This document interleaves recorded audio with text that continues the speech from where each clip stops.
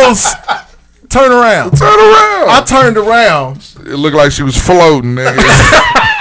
It just looked like a big body for hovering. She was big. She was big. Dude. And it was like she had on tie-dye pants, but they were bodysuit material. And her knees were knocked like Kenny Smith. It's like if you put too much weight on something and it buckled. She had them pennies. She had that Shaq body on them pennies. She had Charles's body. She had Charles's on them pennies. And her feet was like, you know how mermaids just have the fin at the bottom on the flippers? And she was like side footing it across the intersection. She Charlie Chaplin shuffled her ass over. I was like, oh my God, that is what it looks like when you don't have any quote bottom legs. That's what he hot said. dog stand. Juice was on this roll of describing things in the most accurate manner down there. Because I'd never heard the phrase bottom legs before. But when I saw a bitch without any, I knew what a chick with no bottom legs looked like. Because it was her. But yeah, and so that was, that'll be the, we'll stick a pin in the Memphis trip there. Shout out, I'm going to get all my Memphis shit out the way because it's therapeutic for me. Shout out to Stax Museum. Shout out to the river to the Riverboat Tour. If you get an opportunity to do that in Memphis, do it. It's actually kind of cool, and they tell you the history of it. Yeah. Shout out to Lorraine and all of that. On the outro, okay, so we went with my girl's dad, right? Yeah. And he old school. Yeah. So we went to Stax Museum and they were talking about Black Moses.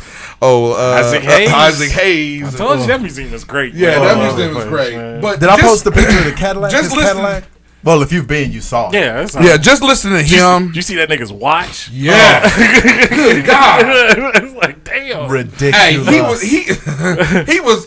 You hear these kids and these rappers talk about drip.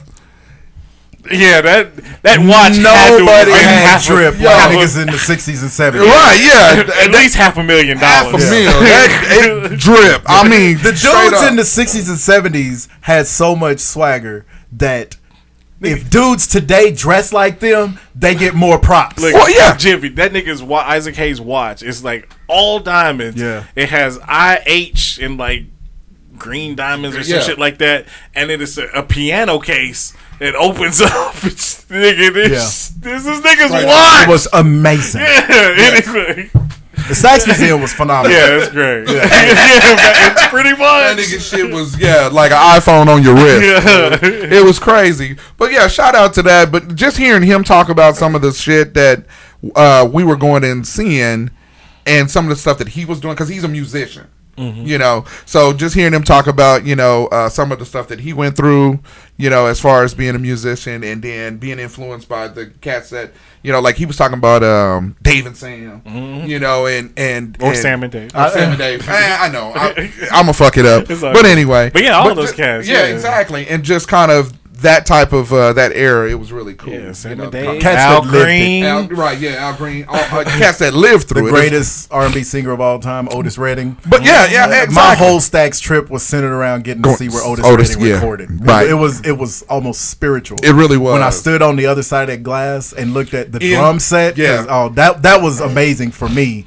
And then just thinking Otis Redding stood right there. That kind of trips you out. Yeah, it's cool to look because you're looking in from the engineer's booth, right? When you first start, and that's cool. And it's the equipment that he recorded Dock of the Bay on. Oh, right, and then you go into the actual where they like are. These niggas was right here. They were right here. It's almost it's a close second to standing outside of Martin. These niggas was right here. Right, absolutely. So so shout out to that, and then like I said, shout out to just being there with an old head.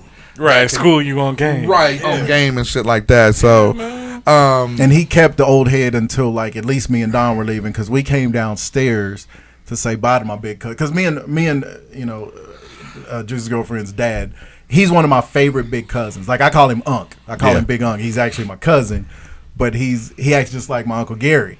So he's hilarious. Like. When me and Don got there, the next morning when we were all getting ready to push out on our first venture into the city, I saw that he was in the front seat. And so I started from the driver's side, walking around the front of the car. I started going, man, because that's how they greet you. Man, what you up to? So I did that and held it all the way till I got to Ren's window. And when he let the window down, he was going, man. Just straight up. And he started it in the car right when he was rolling the window down. I'm like, oh, here we go. But when we were leaving, my uncle cousin had on this full African dashiki. If it wasn't satin.